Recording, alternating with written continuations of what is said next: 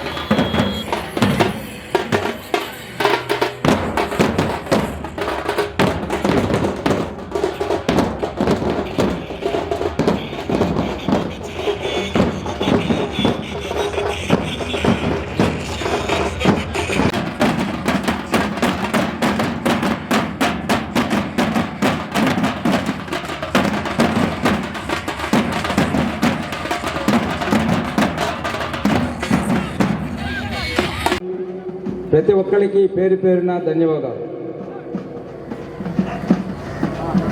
మన ప్రియతమ ముఖ్యమంత్రి జగన్మోహన్ రెడ్డి గారు 4 సంవత్సరాల 10 నెలలు పరిపాలన కంప్లీట్ చేసి మచ్చలేని ప్రభుత్వాన్ని ఏ మాత్రం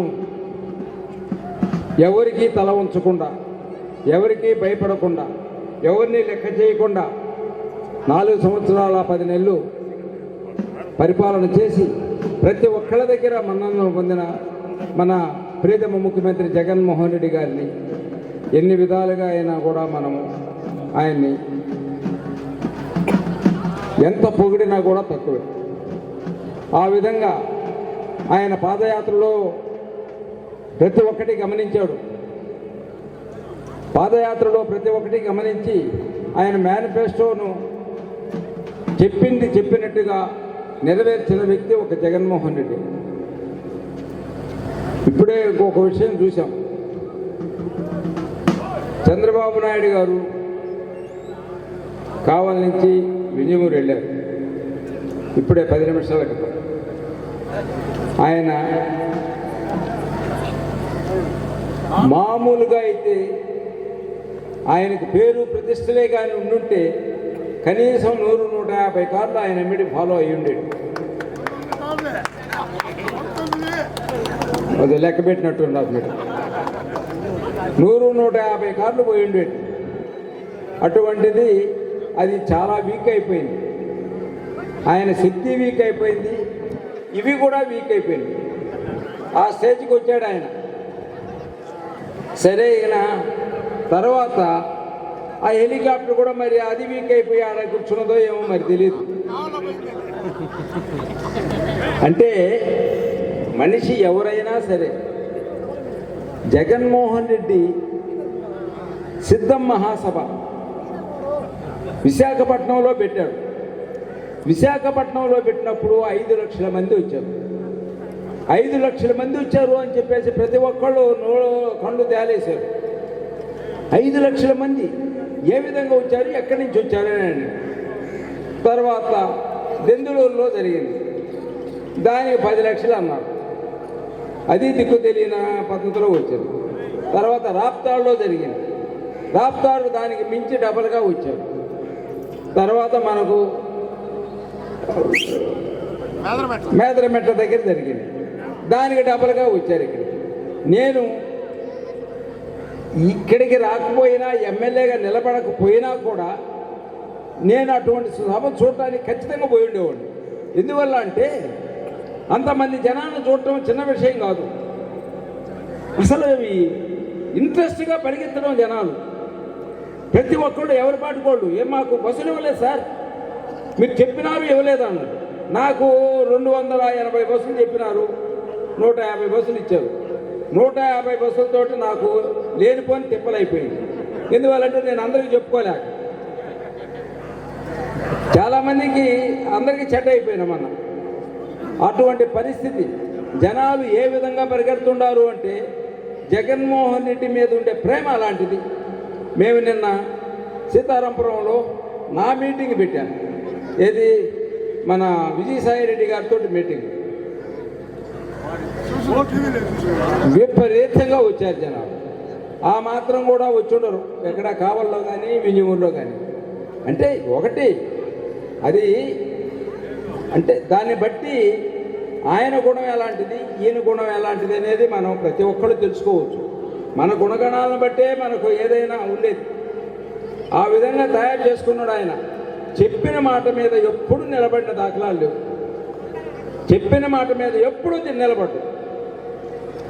ప్రతి ఒక్కళ్ళని మోసం చేస్తాడు. ఇప్పుడు మామూలుగా మనం అనుకుందాం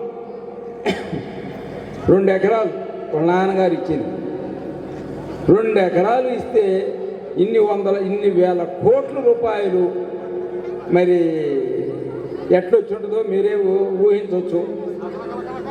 అంటే ఎదుటి వారికి చెప్పేదానికి నీతులు ఉన్నాయనంటారే, ఆ పద్ధతిలో ఆయన నీతులు మాత్రం చాలా గొప్పగా చెప్తాడు.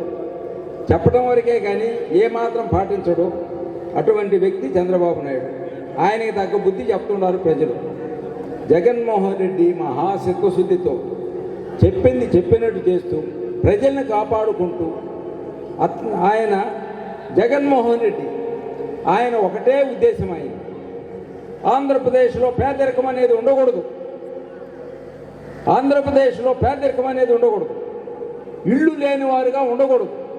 ప్రతి ఒక్కరూ మంచి జీవితాన్ని గడపాల అనే పద్ధతిలో ఆలోచించి మెయిన్ పెట్టింది ఆయన పిల్లల చదువులు. పిల్లలు చదువుకుంటే మంచిగా కుటుంబం బాగుపడుతుంది, దేశం బాగుపడుతుంది. అంటే ఏదైనా సరే ఏ విధంగా బాగుపడతారనే పద్ధతిలోనే ఆలోచించిన వ్యక్తి కానీ జగన్మోహన్ రెడ్డి. చెడిపోతారు ఏ విధంగా చెడగొట్టాలని చెప్పి ఆలోచించిన వ్యక్తి కాదు. అందుకనే ఆయన చెప్తుంటాడు, నాకు పైన దేవుడు ఉన్నాడు, కింద ప్రజలు ఉన్నారు అనే. ఎప్పుడైనా సరే ఆయన దేవుని గురించి చెప్తాడు, ప్రజల గురించి చెప్తాడు.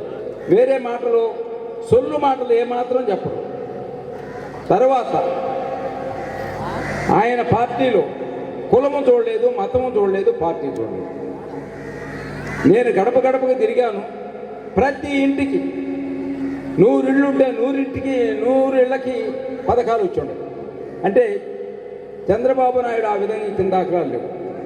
మా వాళ్ళు, మా పార్టీ, మా కమిటీ మెంబర్స్ వీళ్ళే బాగుపడాలా, మిగతా వాళ్ళందరూ ఏటమిటి పోవాలి. జన్మభూమి కమిటీలని పెట్టి ఈ విధంగా చేశాడు. కానీ ఎవరిని కాపాడాలనే ఉద్దేశంతో అతనికి అంత గొప్ప గుణాలు కూడా లేవు.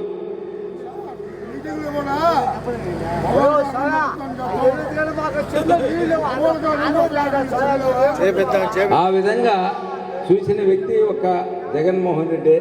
కాబట్టి రేపు 13వ తేదీ మే 13వ తేదీ జరిగే ఎలక్షన్లో ఆయనకు మంచి మెజార్టీ తీసుకొచ్చి ఆయన ఆ స్థానంలోనే కూర్చోబెట్టాలి మనం. తర్వాత ఈయనేదో కాలువ అని చెప్తున్నాడు. ఏ కాలువ అది? సోమశిల ఉత్తర కాలువ.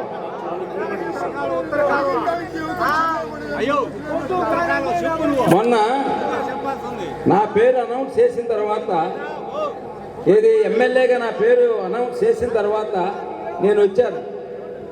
నాకు ముందు జలదైకి వాళ్ళు ఒక గుంపు వచ్చారు నా దగ్గరికి. కొత్త పథకాలు కూడా వస్తాయని చెప్పండి. ఖచ్చితంగా ఆయన మంచి మెజార్టీతో గెలిపిస్తారని ఆశిస్తూ సెలవు తీసుకుంటున్నాను. తర్వాత నేను ఎమ్మెల్యేగా విజయసాయి రెడ్డి ఎంపీగా పోటీ చేస్తున్నాను. మనకు పోటీ చేసే వ్యక్తులు ఇక్కడ వాళ్ళు కాదు, వాళ్ళు ఎక్కడి నుంచో బయట నుంచి వచ్చారు. వాళ్ళు ఎలక్షన్ అయిపోయిన తెల్లవారే మూటా ముల్లి కట్టుకొని వెళ్ళిపోతారు. ఎందువల్లంటే వాళ్ళు ఇక్కడ వాళ్ళు కాదు. నేను ఇక్కడి నుంచి మా ఫ్యామిలీ, మా కుటుంబము ఇక్కడ 40 సంవత్సరాల నుంచి ఇక్కడే ఉన్నాం. విన్నారా మా పేరు మేకపాటి వాళ్ళు అంటే? విన్నారు కదా. మేకపాటి వాళ్ళ ఫ్యామిలీ. మేము 3 అన్నదమ్ముళ్ళమి. పెద్ద ఆయన రాజమోహన్ రెడ్డి, 2 ఆయన చంద్రశేఖర్ రెడ్డి, 3 నేను. మా ఫ్యామిలీ ఇక్కడ 40 సంవత్సరాల నుంచి కనిపెట్టుకొని మిమ్మల్ని కనిపెట్టుకొని ఉన్నాం. మేము ఇదే విధంగా మీకు సర్వీస్ చేస్తుంటాము. మమ్మల్ని మీరు కనికరించండి, ఆదరించండి. అదేవిధంగా జగన్మోహన్ రెడ్డికి ఆ స్థానంలో కూర్చోబెట్టుకునేదానికి అందరం ట్రై చేసి మంచి మెజార్టీ తీసుకొచ్చిన తర్వాత ఆయన మనకు చేయాల్సిన పనులన్నీ చేస్తారని చెప్తూ సెలవు తీసుకుంటాం.